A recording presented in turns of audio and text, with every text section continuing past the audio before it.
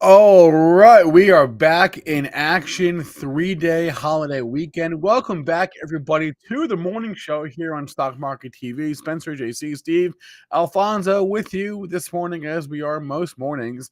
What's going on? We should talk about the events of yesterday, because even though the stock market was closed in the U.S., other markets were open and things happened. The dollar specifically. We'll talk about that. And we got some earnings trickling in today. It's big earnings week. Big earnings week. We have Netflix tonight. We have I guess it's kind of the big one of the week is Netflix, right? And then next week is even a bigger week. So we'll talk about that. But we have some things happening. Things are happening in global forex markets, in foreign markets, UK all-time highs for the FTSE. So we got some things to talk about. We'll have Kenny today. We'll have Patrick Donawill tonight from the chart report. And that is going to be the plan. So, here we go. Chat, all good? Everyone good? Yeah, we should talk about the crypto stuff, too. If you guys missed the inauguration day special stream yesterday that we did in the afternoon, we'll talk a little bit about that today and kind of rehash some of the developments in crypto land. So here we go. Drop us a like. Let's boogie.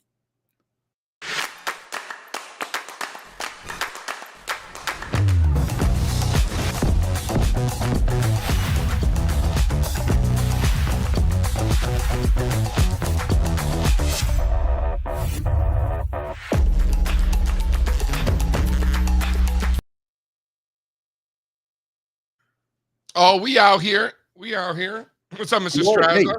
How are you? Voice is a little hoarse. Big conference call last night. I don't know if you heard. Kind of a big deal. Yeah, how was it? Maybe the best one ever. How about that? Oh. Let me just tell you something. Yeah. You guys make fun of me because I look at foreign currencies every day. Constantly. Even Strazza, who knows how valuable they are, still makes fun of me. Yeah, that's true. First of all, I had a meeting last week, very important business meeting. There were business papers, and I mentioned the zloty and how it was part of my intermarket work, and they thought it was brilliant. I was on the Compound and Friends, the #1 podcast for investing in the world. And a lot of the feedback was that my rundown of foreign currencies was superb. I don't believe you. I don't buy it. Yeah, but you also know that I'm not creative enough to make any of that stuff up. So there has to be some truth to it because I'm not that creative. So I'm not that clever. Superb. I'm going on their show this afternoon with Michael. I'm going to ask Michael. I'm going to say, were you impressed by JC's foreign currency charts? What's he going to say? Michael Batnick, was he impressed with my foreign currency charts? He'll probably laugh and be like, oh, that's just JC. Because literally since I've known him, like we'd be in the elevators together, like, I don't know, the first week I ever met him. And we'd be talking about like, ask him, he'll tell you, we'd be talking about like Egypt ETFs and like, things that Michael had never. That was during the Arab Spring, I bet. I bet it was. All right. What was the best chart? What was the best Forex chart? Ooh. The best Forex chart, I think it was the quad pane. I think the quad pane chart. You'll have to be more specific. We'll show it now in the state of the markets, but the Swiss I don't think I took it to the podcast, but I definitely showed it last night, where it shows Aussie, Swedish krona, what else? British pounds and Swissy, all at support. I thought that was pretty good. So the inauguration was also yesterday. It was. Along with your conference call. Also a national championship game, which is like the most enthusiastic national championship game that I can remember. It seemed like nobody cared. And you would think that people like Notre Dame and it was a big deal. And like Ohio State's got a pretty big following too. Yeah. It was all about, correct me if I'm wrong. It was all about like the Trump and the Bitcoin and, NFL. Yeah. Right? How do you feel about that, Spencer? Would you agree? Yeah, I had forgotten, frankly, until you mentioned it on the call that there was a game last night. I did watch the end of the game, but it slipped my mind totally. Just didn't remember. And I even apologize, people, because clearly not everybody's like me. I don't do commercials. So, I always just like let the game go and then I'll catch up, right? So I was like, perfect. I'll just schedule the conference call. And then after the conference call, I could just watch it without any commercials, right? And then other people were like, JC, how can you schedule just because the Hurricanes are not in the championship? The rest of us want to watch, right? So it's kind of one of those kind of things. Are you wearing a Notre Dame shirt? Is that what that is? No. Colony Grill. If you know, you know. Shout out Stamford, Connecticut. I clearly do not know. Don't know. So two things. I've had way too much college football this year. So this was the first season with the expanded playoff situation. I don't like it. Way too much college football. College football should not still be on right now. It's not. You think that was part? You think that was part of it? By the way, you think it was part of it that it was just so many games that people are just over it? Do you think that that's what it was? It takes away from the big event. You think so? You think we should have all these random, irrelevant bowl games instead? It took away from the inauguration, is what you're saying. No. Here's the thing about the inauguration. Let me say one thing about the inauguration. 1 million executive orders yesterday. Yeah. 0 tariffs. Pay attention. Pay attention to what's happening here. In fact, I think China had a big win this weekend. Did they not? What with the TikTok? That was the big news in my household. Like he says one thing and then he does very different things. No, but doesn't it make sense for the first bestie or the bestie in chief or whatever? That it makes sense that he's going to take the TikTok. I mean, that makes sense. Brilliant, right? I don't know. Who are you talking about? David Sachs? No, Elon. No, Elon. What are you? David Sachs. I don't know. No, Elon. All right, can we do the state of the markets? This is ridiculous. Yeah. Please.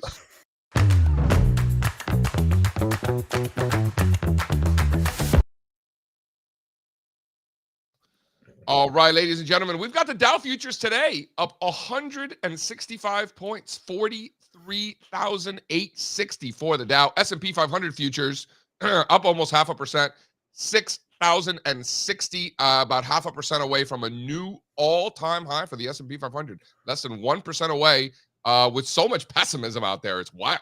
NASDAQ, I don't know what everyone's so scared about. NASDAQ 100 futures up 0.5% as well. That's 100 handles to the upside, 21,700. 30-year bond futures up again, like that long bonds, pushing 114 on the 30-year. Crude oil getting hit down 2.5%, 75.5 for oil. Copper down 1%, $4.32. Gold down 0.33%, 27.40, with silver flat, just above 31, and the volatility index back under 16, 1575. Over in funny money land, we've got Bitcoin up 2.25%, 104,500. That's 2,300 points to the upside. Ethereum up 0.5% this morning, pushing 3,300. You've got Solana down 0.75%, 240 for the Sol. Binance just under 700, up 50 basis points. We're going to start talking about SUI more and more as it continues to climb up that leaderboard, up almost a full percent, 445 for SUI. Total crypto market cap, Spencer Israel, 3.52 trillion. Only a couple of points away from that 3.7 trillion that we saw in December. How do we feel about? I don't know. People feel some type of way that Trump didn't mention crypto at all during the address yesterday. I don't really care. He doesn't need to. Yeah. He doesn't need to.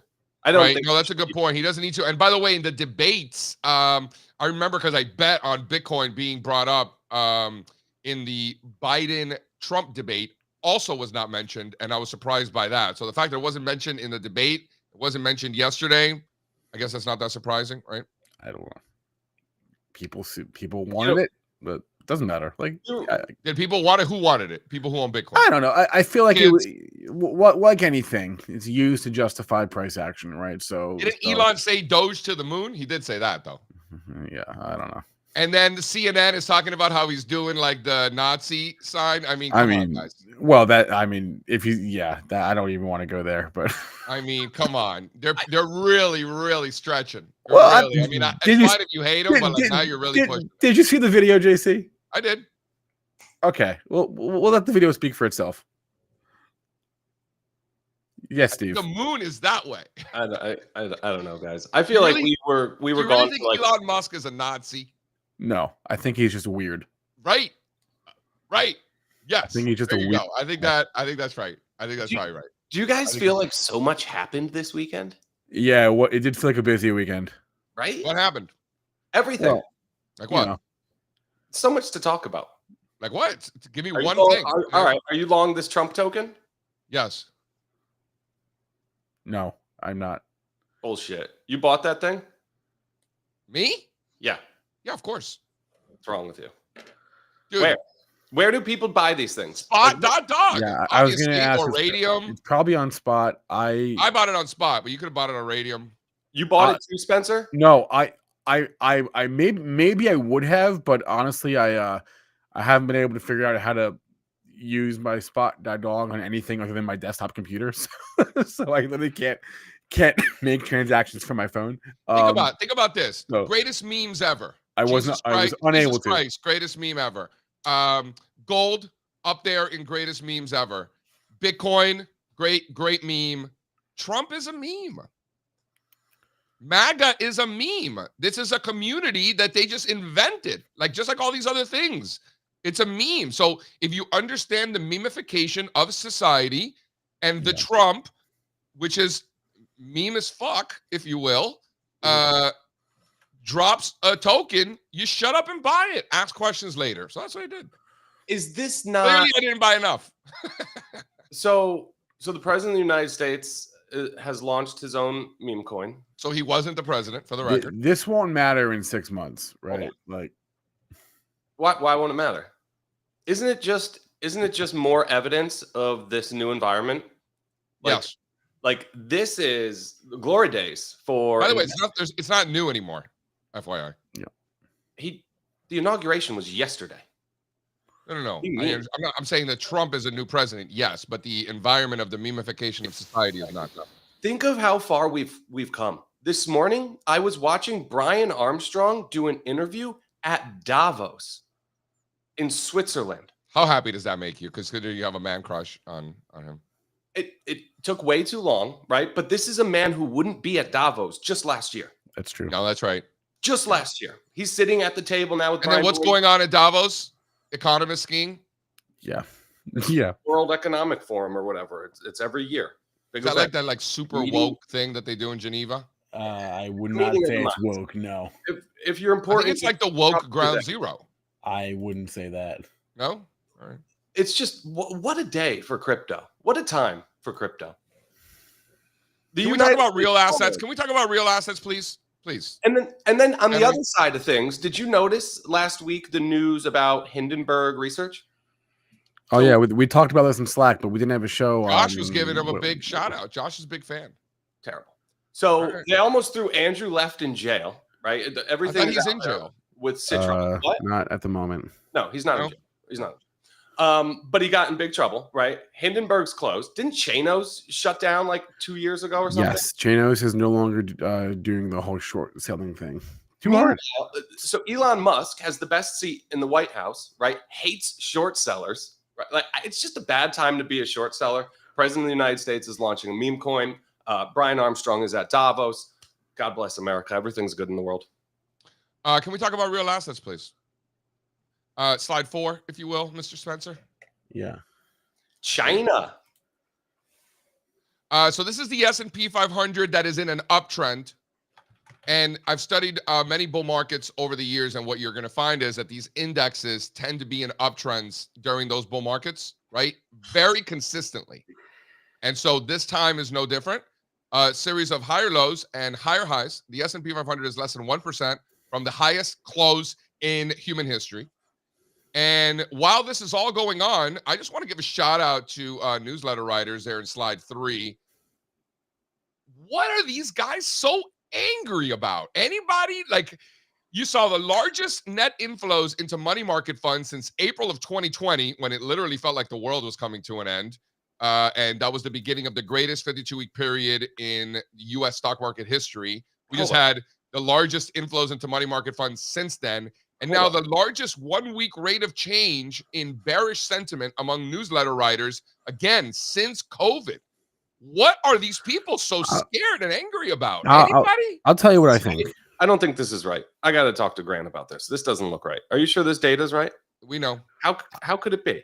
How could there Dude, be that? AAII is at the lowest levels in over a year also. Yeah, but That, come on. that doesn't make sense. Dude, the newsletter writers had the largest 2-week rate of change in the number of bears since an 87 crash. This was in August. So they tend to be very erratic. What are they so scared about, Spencer? I'll tell you what I think. I think Please. there's two types, and I've said this before. There's two types of people who look at this chart. There's two reactions to a chart like the S&P. Maybe the last slide. It doesn't matter. It shows the same thing. There's the people like you that look at that and they see a market trending higher, and then there is another group of people and they see how high it's gone so quickly, and they think what goes up must come down. Right, laws of gravity, right? And oh my goodness, look how much room there is to fall. That's what they see. And but does anybody explain to these people that this isn't physics, it's supply and demand? Here's what I'll explain. I don't trust anything that says sentiment is bearish right now. This is bad data. Okay, so the largest inflows into money market funds in 4 years. You don't trust that either? Sentiment's not pessimistic. Individual investors, the most bearish in over a year. That's just Fugazi also? Dude, think of the conversation. You want me to keep going? Think of all the investment managers, the most bearish that they've been in a year. You want me to keep going? No, this is no good. Think of all the things that we just discussed since we started doing the show 10 minutes ago. My dad is texting me right now where I can buy Trump coin. Like he's telling me what crypto platforms I can buy. Right, so the animal spirits are alive and well. Sentiment is not bearish. This is yes, it is. Strazza, what the fuck's the matter with you? Yeah, bullish AF. You are. Yes, me Everyone. too. Me too. In fact, I'm more bullish because of how sad these people are. We're 2 years into a bull market. Wait, yeah, I was told up until a few months ago that it was just a bear market rally. Oh, don't you always say how noisy AAII is, right? Yes, that's why we smooth it out. And then fine, to Strazza's point, let's say that this is not extreme pessimism. Here's what we do know for a fact, and you can't argue with me, is that we know for a fact that sentiment is not a headwind. How much of a tailwind is it? We'll see, but we can agree it's not a headwind. Can we agree on that? Is he not even agreeing with me on that? Sentiment is not a headwind? I don't know what to think of this data. I don't know. Well, as somebody, you have made it a point over the years to not think about it at all. And I have made it a point to think about it quite often.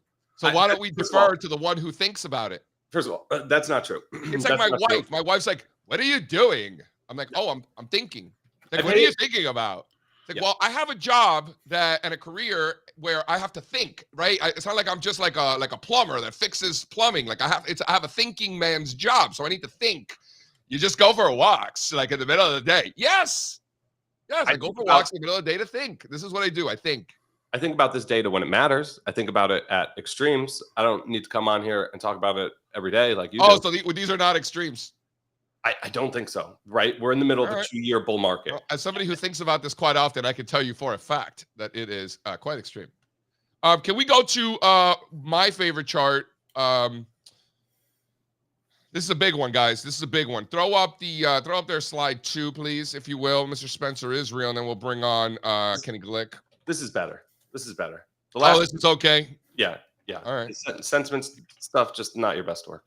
This is great, though. All right. So can we agree, since we're playing this game where Strazza disagrees with everything JC says, can we agree that you are impressed with the resiliency in stocks and crypto and other risk assets despite the strength in the United States dollar in the fourth quarter? Can we agree on that? For sure. 100%. Can we agree that if the Swedish krona, Swiss franc, Aussie dollar, British pounds find support at the exact same levels that they have found support before over the last several years, and they rally, the dollar will decline, and that will be a tailwind for U.S. equities? Can we agree on that? I like this. I really like this. I like this story. Yep. All right. I'm on board with this. Not disagreeing with you. You know, it's that situation, JC, right? If they held up this well while dollars were moving literally in a straight line higher throughout Q4, what are they going to do when that, headwind abates? What are they going to look like if the dollar, God forbid, starts falling? I think these. It already kind of started happening, at least yesterday. That's right. It was one day. That's not. No, it rolled over last week with rates. So It's been a couple of days. It was a weird weekend. You know, I wouldn't overthink it. To Spencer's point, one day does not make a trend. One candle does not make a trend. These retracements and extension levels are invisible lines that JC just puts on the charts. The market tends to acknowledge these levels quite often, which is why I put them there. But again, as the market has proven time and time again, it doesn't care where JC's lines are. It's going to do its thing. But so far, to Strazza's credit, it is respecting those extension levels. There is key support here. Positioning in the futures market is the most bearish on the euro since COVID, Mr. Strazza. So the dumb money is betting on higher dollars and lower euro and going into money market funds, and newsletter writers are bearish. All of that is the same thing, is it not? Yeah, sure. Hold on. So let's stick to this one more second. So you don't think that sentiment is at an extreme, but when you look at futures positioning in the market and you see the commitment of traders report where small speculators are the most bullish on the US dollar that they've been since COVID, now that catches your attention, right? Yep. And isn't it the same thing as all those other things all happening at the exact same time? Do you think that's just a coincidence? Are you still talking to me about sentiment? Oh my God. You see how he changes the subject? All right. Do you see the bullish engulfing candle in the Canadian dollar yesterday? Oh, I did. And then it gave it all back in the after hours. Wow. It came back. You guys are junkies. What? No, but CAD is another one that could be here. You know, you already have 4 charts. There's no more room for another chart. But if you had to throw in CAD, look at that. Zoom way out on Canadian dollar. But it gave a lot of that back. Yeah, but fine. Look at where it is. Zoom way out. No, I know. Same thing. And the positioning is pretty extreme there too, by the way. Why do you say that we're junkies? Just looking at Canadian dollar. So looking at Canadian dollar makes us junkies now all of a sudden? Yeah, I don't know. So how do you not look at the Canadian dollar if you take your portfolio seriously? You understand the implications of the loonie and the toonie? Explain to me. Well, Canada is our neighbors to the north. That's right. Lovely people. Good eating up there. Toronto and Vancouver. And did I mention lovely people? I freaking love Canadians. And so they don't have any technology stocks up there.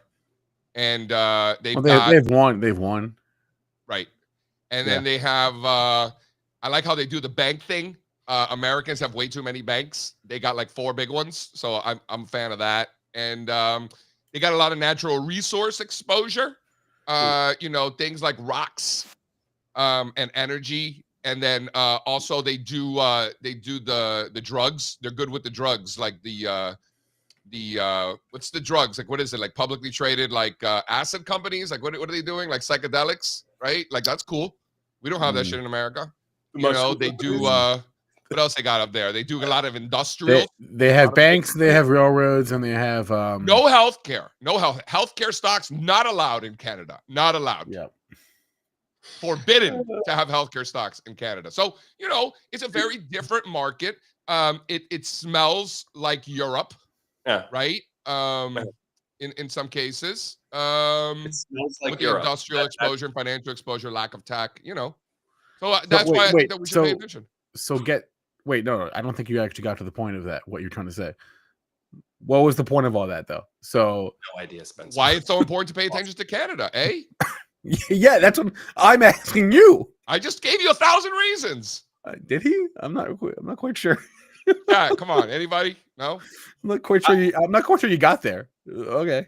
I like this coil in the CAD. Did you guys hear about the energy emergency? Which one? I heard about the emergency in the border. Yeah, so we have a border emergency. I don't know if you heard. As of yesterday, all of a sudden. Yeah. So Trump invoked a national energy emergency. Yep. Did you hear? Yep. Looks like crude oil already baked it in. A national energy? Really? He said we're going to drill, baby, drill. Okay. No one knows what that means. Can you explain what that means exactly? Yeah, nobody actually knows. It's a good point, Spencer. What does that mean exactly? Drill, baby, No, drill. no, I'm talking about the emergency. No one knows what a national energy emergency means. I don't know what drill, baby, drill means either. It just means mean, it means we're gonna drill more oil. That's what I thought too. But yeah.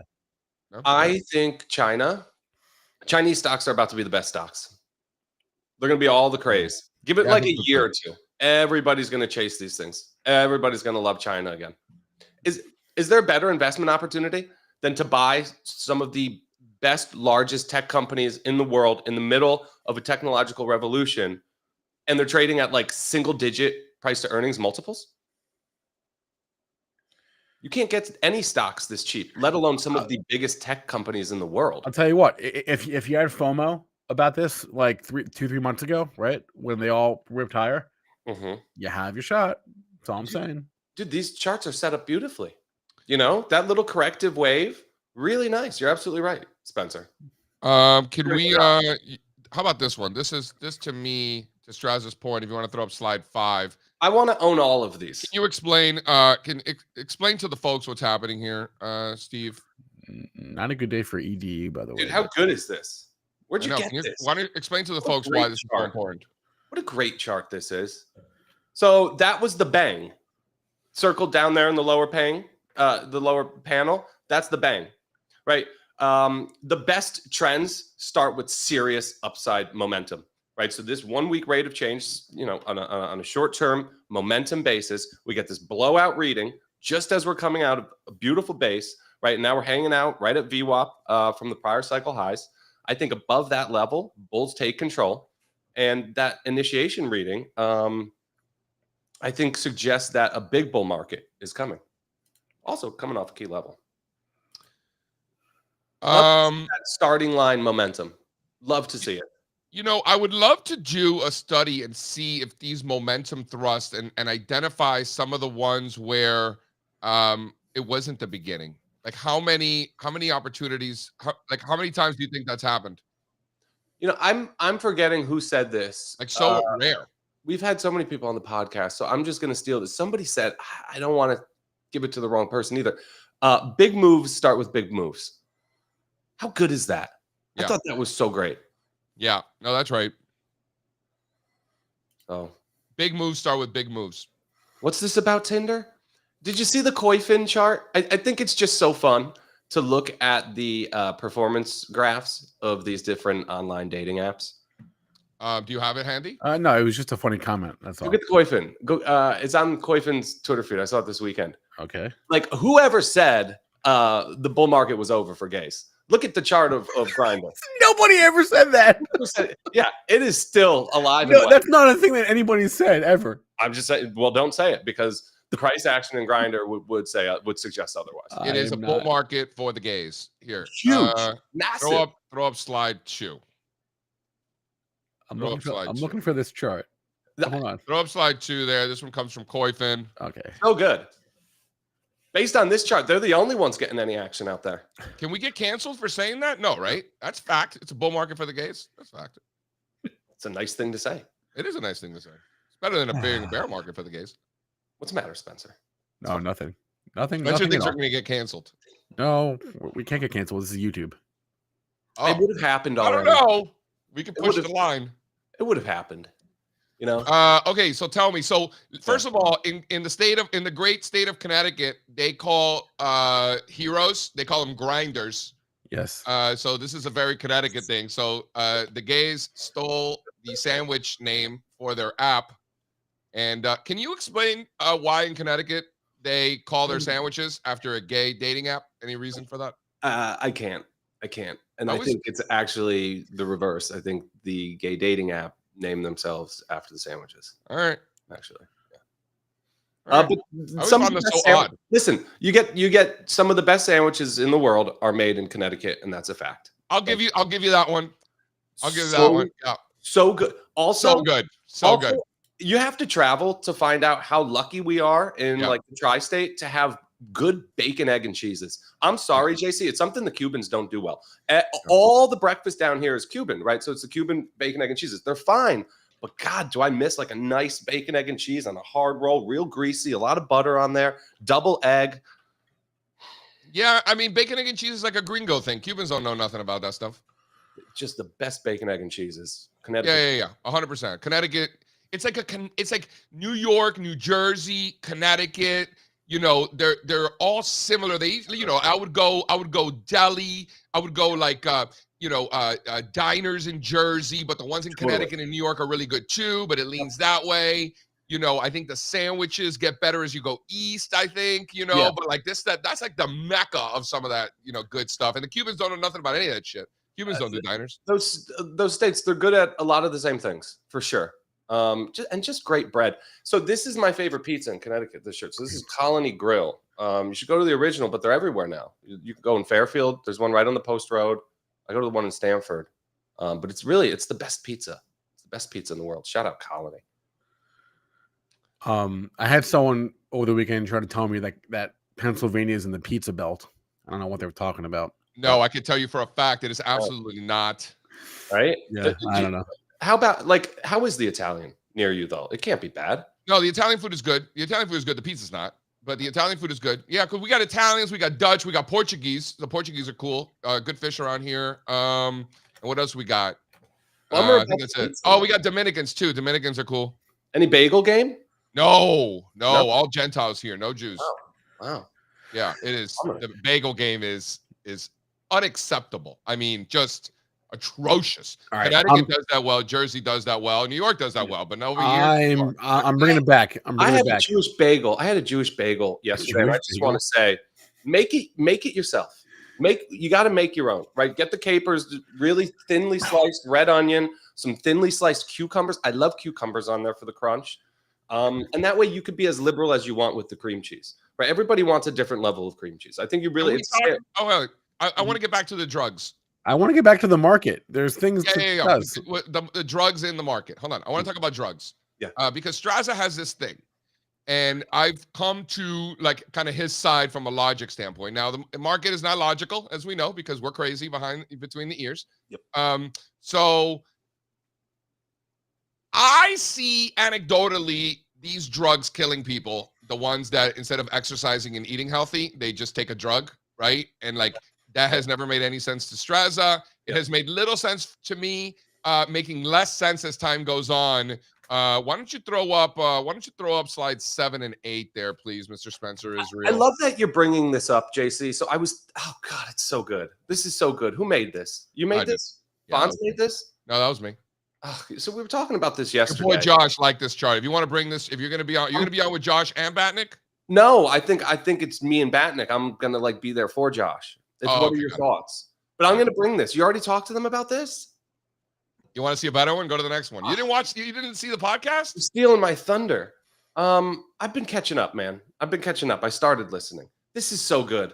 Oh, just fantastic. Dude, this stock's already in a 50% drawdown. It's over. Yeah. Right? So I was thinking about it this weekend, and it's really as simple as this. Once the market prices in that you have a drug that can treat everybody for everything, where's the upside? That's what's priced into this stock, that it's a wonder drug. How do you go higher? You create another wonder drug? You get what I'm saying?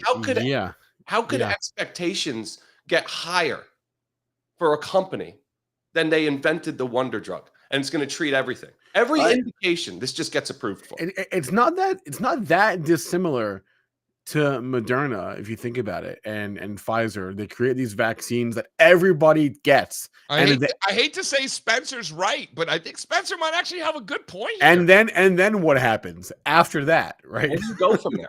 Kaboom! Where do you go? These are great charts, JC. You think so? You like these charts, huh? It's so good. So do you short it? I have a problem with high-priced stocks. I hate them. It's just harder for me to do everything that I want to. Yeah. I hate having my margins sucked up, in single trades like this. What part of put spreads do you not understand? Shame on Eli Lilly for having such a high stock price. Put spreads. I don't like it. No. I'm going to have a little sit down with Shawnee Baby to discuss this put spread situation. You're going to sit him down about the put spreads? I am.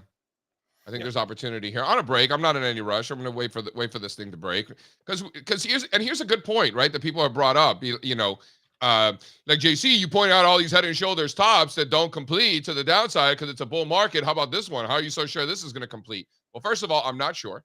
Second of all, this name doesn't move with the stock market like semis or industrials, right? So this is kind of like its own thing. As you are well aware, when stocks have struggled, this has done very well. So stocks are doing very well and the stock is struggling. So it dances to the beat of its own drum, I think is how the kids say it, right? Can't be long, these stocks. It's a terrible risk reward. What was it? The Economist? The Economist nailed it. Yeah, put spreads. I love a good spread. A little baba ganoush.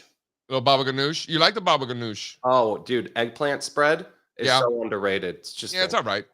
Oh, it's so good. I want to like eggplant more. I I feel like it gets me just hungrier. Like I've tried to do like the eggplant pizzas and like an eggplant parm. And like when I'm done with it, I just want to eat a steak. You're a big fella. You need some meat. Yeah. I've tried the eggplant, I don't disagree. Do you use the eggplant emoji? Is that like how you roll? Like as your Grindr app? As delicious as eggplant is, you go to an Italian restaurant. Are you really going to order the eggplant parmesan? I want to. Like it's like I want to like eggplant more. I wish eggplant was more satisfying. I just can't. Yeah. A little rollatine appetizer, a little rollatine. You know what I like? I like little mini eggplant parms, right? Like little ones, like bite-sized eggplant parms. Like that I can get down with. All right. And then I move on to the veal. No Kenny today. Kenny's working on something big. He'll be back tomorrow. I did want to talk about financials for a second. Do we have a Schwab chart? They had earnings this morning, but more beyond Schwab, though, look at these bank stocks. All of them, I think, with the exception of Bank of America, holding on to their post-earnings gains. You want to see that. We always talk about it's not so much about what they say, it's about the reaction, but it's not even about the reaction, it's about the reaction to the reaction. It's about how the reaction holds or doesn't hold in the days and weeks following, right? So these banks are looking great. That's good, Spencer. I think that's fantastic. They scooped and they scored. They dunked it. Do you guys want the Schwab?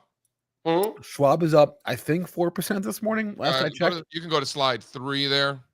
And they're all beating, right? All really nice, just solid reports. Solid reports, solid reactions, and zoom out on these charts. All of them, higher highs and higher lows. So earnings reactions occurring in the direction of the underlying trend, huh? Here I've got 3 more charts. Throw up those other ones. I think these tell a good story. Who's reporting today? Schwab. Yeah. Who else? Like as far as banks go, or like in general? Banks. KeyBank. It's a bunch of originals. Fifth Throw up Third. the XLF. Throw up the XLF. Throw up the equally weighted. IBKR is tonight. Yeah. Oh, this is like a downtrend to you. So good. How about on an equally weighted basis? Not bad. Back in the day, I would be working all night tonight. Back in the days where you were auditing these banks for the IB report, yeah. On a scale of 1 to 10, how much did that suck? I learned so much, JC. Did you realize at the time how much you were learning, and that's why you Steve sucked it up? To a degree, they tell you that when you're there, but it's your first job, so it's hard to really know because you don't know anything else. But they're good about. You'll have mentors if you start at the Big Four that'll tell you like, hey, if you work here for a while, you can go do anything. You go work anywhere. And you really do. You meet so many people. Steve, I was talking to someone that works at one of said Big Fours over the weekend. This is not the guy that we're talking about pizza. This is a different guy. Okay. And he was saying they have their own internal AI tool that they've built that basically just does a lot of the work for them. These companies are going to make so much money on AI. Yeah. Consulting. Mm-hmm. Like nobody talks about that. Can you imagine the industry? How much money and just like professional fees? Yeah, these big companies are going to make. AI. It's the same effect. It's like people were afraid that like Excel was going to replace accountants. No, it just made the amount of work that they do increase exponentially, right? Because it became more efficient. So it actually had the opposite effect. It didn't kill them. It made it a better place to work. So say what you want about the Big Fours, Spencer. You're spot on. These companies are very tech forward. Yep. They are very tech forward, and they're anyway. huge. Dude, these guys are built like the mega cap growth companies in terms of just money machines. Money machines. So the throw it big out four is KKR, right? KKR, Okay. Deloitte, Ernst and Young, Deloitte, Ernst and Young, Price Waterhouse. Price Waterhouse. But then there's like the other consulting, which is like Accenture, right? And Yeah, that's and the player. I think and that's like and you're looking for a public. McKinsey, You're looking for a public market vehicle, right? To play. ACN, It's right? ACN. I think. Yeah. And what's the other one? Gartner. Gartner too. Oh yeah, I always forget about them. IT. Yep. Those two. Speaking of earnings, we also have 3M this morning, which last I checked was trading higher as well. I was in Minnesota, home of 3M. Fun fact. I'm so bullish this stock. I love. Did you read my post about the Nike? I love a good beat up blue chip. I really do. I love me a beat up blue chip. 3M came out. They got this tactical bottom that they were working on for much of last year. Slashed the dividend. Stock rips. Every reaction to earnings since has been absolutely killer. Look at this. Another massive gap up on pace for today. Chart looks great. Chart looks fantastic. Pay attention. We should make a list of like dividend cuts. The dividend cut tends to be such a good signal. They're never at tops. They're never at market tops, the dividend cuts. Why would they do that? You think Nike's going to cut their dividend? Why would a company cut their dividend at the top? That makes you never see it at the top. You don't see it at the top. Never. So I was listening to the Bank of America CEO. What is it? Moynihan? Yeah. Right? He's at Davos. And obviously all the talk is crypto this year at Davos. Wow, how far we've come. And I had to text this to myself. I thought it was so good, his words. So they asked him about crypto and blah, blah, blah. And he's basically making the call that you're going to see 2025 is going to be a big year in terms of integrating crypto with the old financial world, right? They're going to come together finally because they can, right? They have regulatory clarity, green light, they're going to do it. So I sent this message to myself. He said, we have hundreds of patents on the blockchain already. We know how to enter the field on how Bank of America plans to, enter the crypto space. They've been preparing for years, these big financial. Wasn't it just like a year ago or 2 years ago that Jamie Dimon was hating on Bitcoin in this Davos freak well, off? No, he does that every so often. He does that. He's like Trump. You got to watch what they do, not what he says. Jamie Dimon's out here, spewing shit all the time. Oh, you're right. And then they're investing in Bitcoin. You're right. Remember the banks didn't they have their own? I think they shut it down, but they have their own group blockchain project. Remember that from a couple years back? So they asked Armstrong. They said, what is this a problem in terms of like dollar hegemony? Right? Does Bitcoin eventually compete with the dollar? Why do we think about Bitcoin any different from like the market for crude oil? It's just another dollar denominated asset. So he made a great point. He's like, first of all, half of this is stable coins, which literally can't exist without the US dollar. Yeah, that's right. Wow.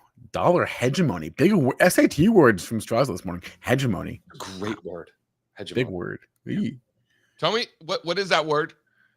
I know that word as like one group dominating another group, right? Like hegemony.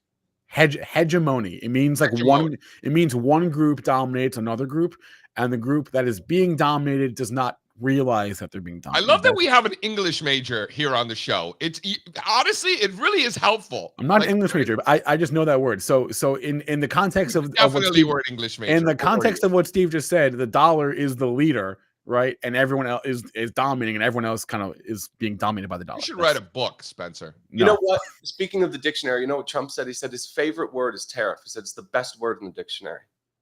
Yeah, yes, because you can just say it whenever you want. It might be the best word. Okay. Anyway, so good. Spencer, last night's conference call. By the way, drop the link in case anybody did not get a chance to see it. Premium members of All Star Charts already saw it. If you are not, click the link. Spencer will provide for you. But Spencer, what was as somebody who had a front row seat, literally, to last night's conference call? What was your favorite chart? What was my favorite chart? Well, there was like 100. So 115. Hard to. So that's a low. The under. I mean, I usually like it when you rip through a bunch, like when you talk about a theme, and then you just rip through a bunch of individual names in that theme. So, like last night was energy.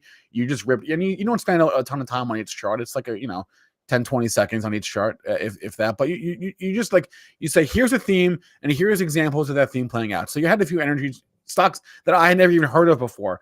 So I don't want to like say what here. I have to like look it up, but there were some like just obscure energy names that you had that, and you were just here's that example, bang, bang, bang. It was like 3 in a row, and I was like, okay, oh yeah, I feel that, right? You've got some energy stocks that are also showing up in our short squeeze list, which I really like a lot too.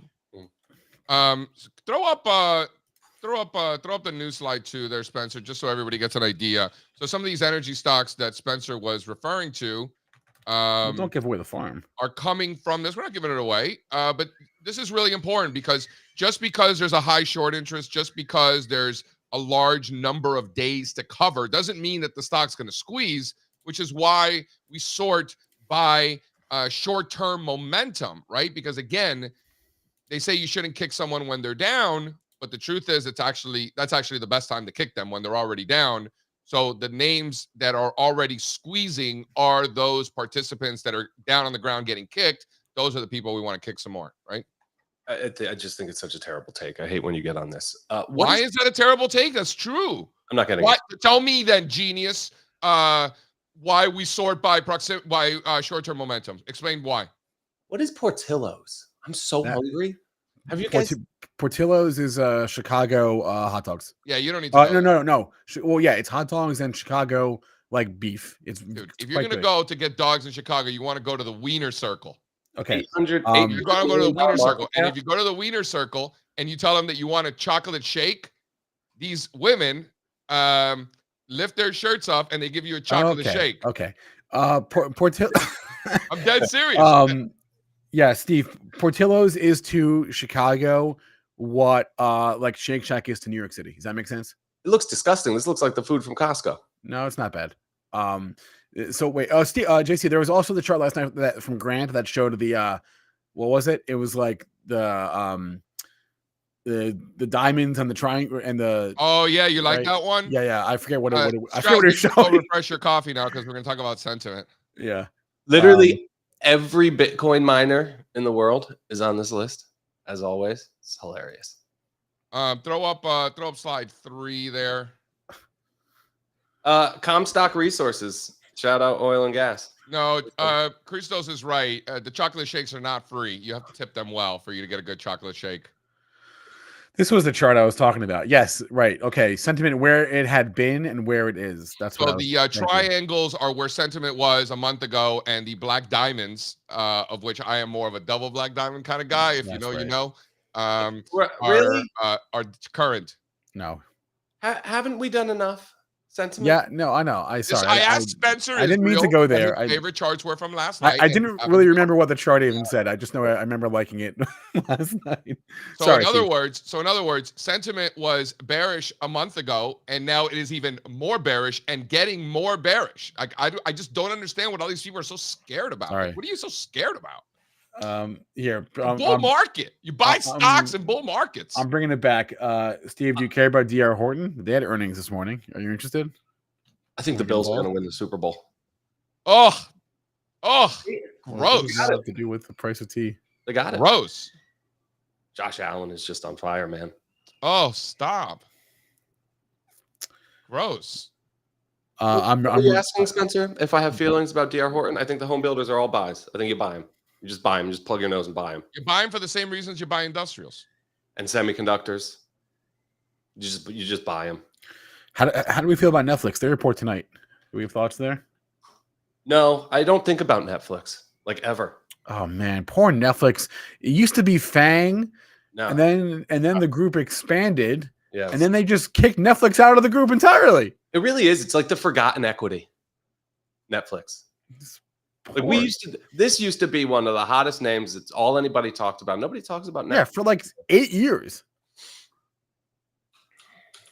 And then, yeah. What do you make of that, though, guys? Just what a rough time it's been for short sellers. Yeah, fuck them. How's that for sentiment? I don't feel the same type of way that you do. I think they can do good work and they can expose fraud. I don't know, it's like the tactics they use to go about exposing that fraud. Well, that's why I feel the way I do. I only feel about the ones that are doing dirty things. Right. I only feel that way about the bad guys.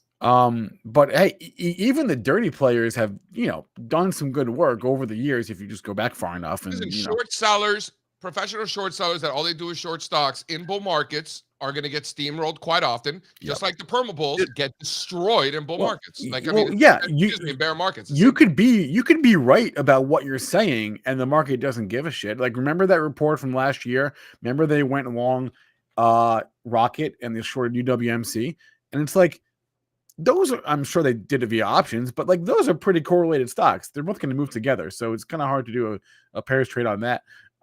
It's just very difficult. To JC's point.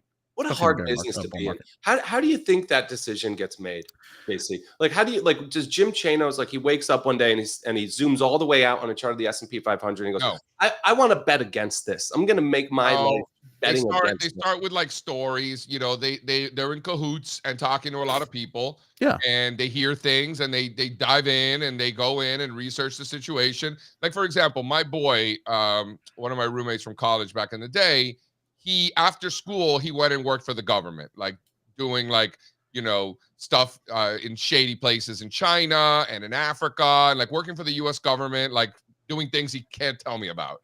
He was very hush hush about it. So afterwards, after doing that for years, he realized that he was going to be broke at the end of his life if he kept doing that, because the government don't pay well, which is why people work for the government, right? Because they want, whatever. So then he went and he worked for one of the largest hedge funds in the world, with all of his connections that he met in Africa and in China and these shady parts of the world. And now he's taking that information and he's bringing it to the hedge fund for profit. Totally. Yeah. And I'm not going to mention the name of the hedge fund, but it's a household name. It's one of the big ones, client of ours also. And Steve, I think in a lot of ways, a lot of these people are living off of, that post.com period of 2000 to 2010, where there was two major corrections and a major recession, and it was a great decade for hedge funds, right? And it was a great decade to be a short seller, and kind of living off of that past glory, right? But it's been a very tough 15 years to be a short seller and a bear in general. So, Nancy Pelosi sold a bunch of Apple stock. I love that headline coming out this morning. You want to talk about Pelosi before we hop? Tell me what Pelosi's YOLOing here. It's the anti-YOLO. Do you think that she's doing this before she gets canceled and she's not allowed to do this anymore? Or is this just another day? She's not going to get canceled. They're not going to, like, I thought that was like a thing where they were going to stop Congress from trading. No? Wait, I did see a headline about that. But it's impossible to keep everything straight in my head. So then hold on. So Strazza, I'm asking you because I feel like you know better, you know more about the stuff than we do. That's not going to happen. They're going to continue to be able to trade. How ridiculous is that? Think about what you're saying. This is America. Our elected officials can't own stocks. That's just asking. Crazy. Just asking. Dude. Like, no, I think that they should, and they should have to disclose it, and they do, right? You were just talking about how poorly they're paid. This is why Trump has to launch a meme coin. Yo, yeah, this is it. I think presidents only make like $250,000, right? Something like that. 300. Not enough. Who wants that job? Yeah, but then they get a book deal after. Like Obama made all this money after, Yeah. All right, check it out. The big thing here, just look at the numbers, right? Is the Apple sell. So we don't know how much she sold. It's a massive range. I hate it. It's somewhere between 5 million, 25 million. We could go back and kind of figure it out. But I think the news here is the big Apple sale. So she's reducing her overall exposure, but she did rotate into some of the other Mag 7s. And she's just really good, dude. Like, watching her filings for the past several years now, she's just nailed the mega cap growth trade. She's been in every one this whole time. Like, literally every single one of these. She was. I love that. Wait, I'm sorry. I didn't mean to interrupt you. No, you're good. And now look what she's doing. Dude, she gets on these hot trends. She's so fantastic. Just incredible investor, the Pelosi's. Vistra Corp, VST, right? So that really stands out as a new Nancy holding. Vistra. Oh, wait a minute. I misread this. Sorry. I thought these already expired. They expired next year. My bad. Oh, dude, she goes deep in the money. Sorry. Yeah. You think it's her or is it her boo? No, I don't care. I think it's her boo. All this. Think they're in cahoots together? Yes. Why can't we look why can't we look at this and say, wow, good for them. Good for them.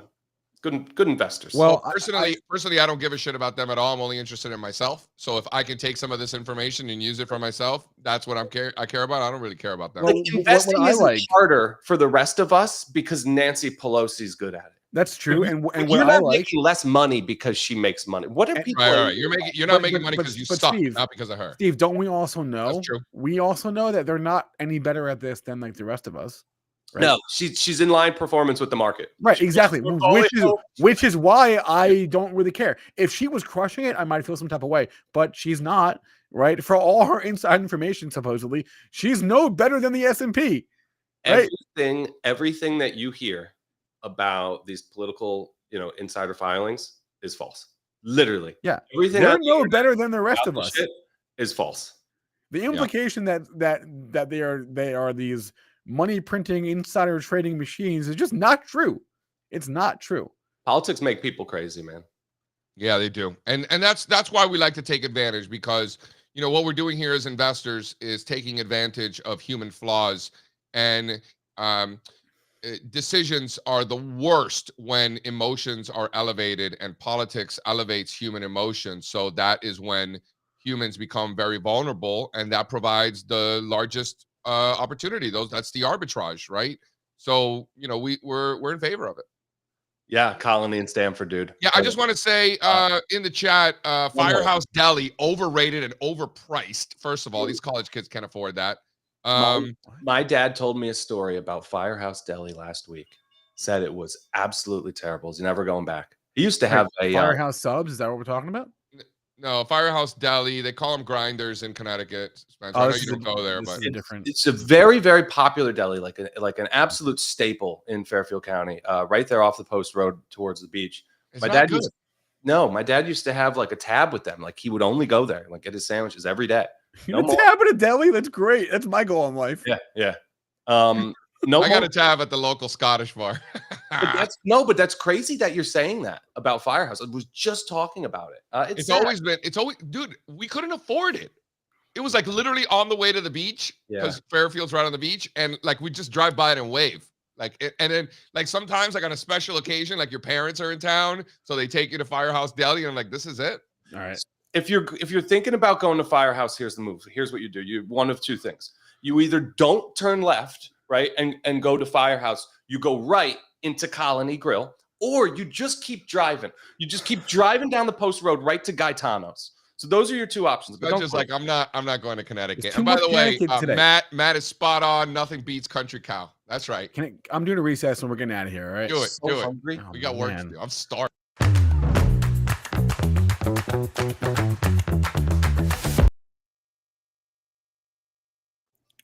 We haven't done a minute, so let's do it. I just want to give a shout out to Ribeye Roasts. Wow. Yeah. Wow. So we had a snowstorm on Sunday. I think it was like 4 inches, which is a big deal around here. I'm very far south, so 4 inches is not nothing around here. They cancel schools. Our pets' heads are falling off. It's wild. So I'm like, okay, but nobody was coming over. So for a ribeye roast, you tend to get like 10 pounds, like a big boy. But it was only my family, which is 5 of us, and most of them are under 5 years old. So I get the ribeye roast. I got a 3-pounder, right? Nice, easy peasy. I got to tell you, the Irish butter to put on top, and then this is the key. Ready? And I don't think that I think I'm just new to this. I think I'm just an idiot because I just started learning how to cook like 6-7 years ago. Actually, it's been 10 years. Wow, I started learning to cook 10 years ago. A hint of brown sugar in the rub, and like chefs and barbecue people are gonna be like, yeah, duh, JC. Yeah, sorry. I'm new. I'm getting there. I'm working my way. See, a little bit of brown sugar, what happens is it helps caramelize the fatty parts of the meat. Just all you need is a little bit. I know it's not in the Proman program, but a little bit of brown sugar is not going to kill you. That's fine. All you need is a little bit. Let me tell you.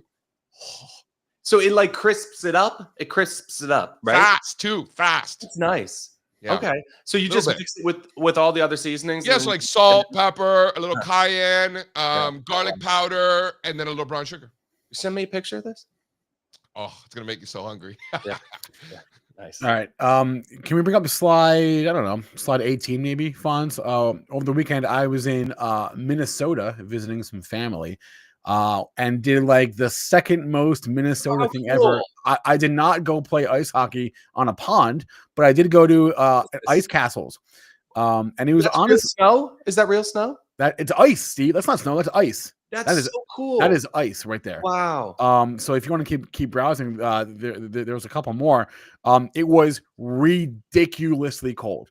The coldest I've ever experienced in my life, and honestly, the first time in my life that I was ever like honestly kind of a little bit afraid of it. It like I could see how it could get dangerous. We were outside for like an hour. Like scary cold. You were scary cold. I was a little scared. I'm not gonna lie, and I wasn't like dressed the best. I didn't like. I didn't dress for. If you go to the slide 22, there, Fonz, it was negative 11 degrees, but it felt like negative 21 degrees, right?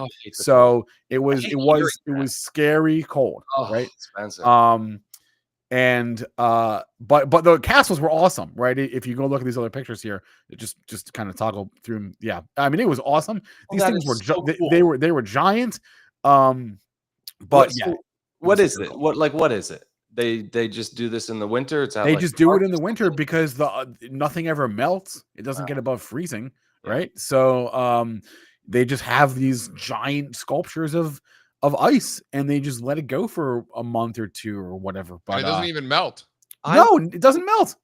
Crazy. I was in Toronto once, and it was a situation like this. It was fantastic, absolutely marvelous. It was all ice sculptures, like a giant park of just sculptures. Yeah, they probably stay there like all winter. Yeah, so cool. I got people in the chat saying it's negative 18. I mean, look, I'm not used to that. It doesn't really get below zero too often in New York and New Jersey, right? It does like maybe once a year, but never like negative 21 degrees like it was in this weekend. And yeah, it was definitely it was a different kind of cold. I've never experienced that before.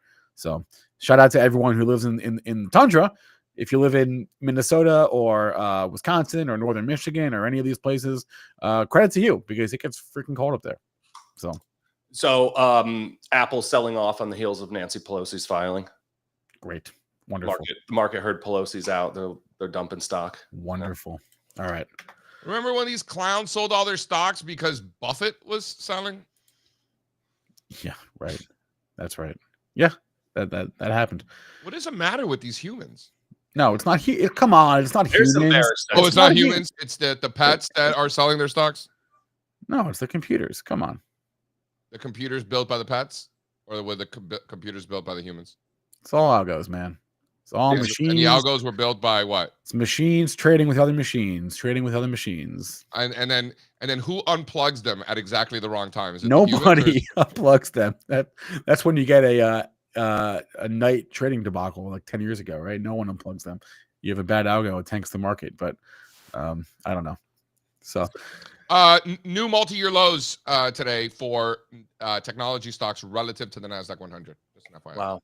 Amazon's breaking out of a beautiful bull flag as the rotation continues among the Mag 7s. And Dave Chappelle was on Saturday Night Live this weekend. Still funny, but need less politics from him. Yeah, but that's kind of where he's going. Yeah, I thought that the Winslow that was funny. That was good. I laughed at that. Yeah. Shout out North Dakota in the chat. Didn't realize we had anyone from North Dakota watching. Shout out North Dakota. It gets cold up there, I hear. I've never been. All right, let's get out of here a few minutes early. We'll be back tomorrow with Kenny. We'll have Kevin Green on the show as well. We'll have Mary on the show. We got the Flow Show coming out today at 1:00. Great. And I think when we're doing a special afternoon stream, we might be. Keep your eyes on your emails. And we're going to do a Twitter Spaces at 11:00. Twitter Spaces at 11:00. So that's the plan. Drop us a like. We'd appreciate it. Thanks for watching. And go make some money, all right? I will be there, Steve. Shout out Connecticut. Shout out Connecticut. Shout out New Jersey. Underrated and North Dakota. New Jersey. Shout out North Dakota. Yeah, underrated New Jersey. I can't take no loss.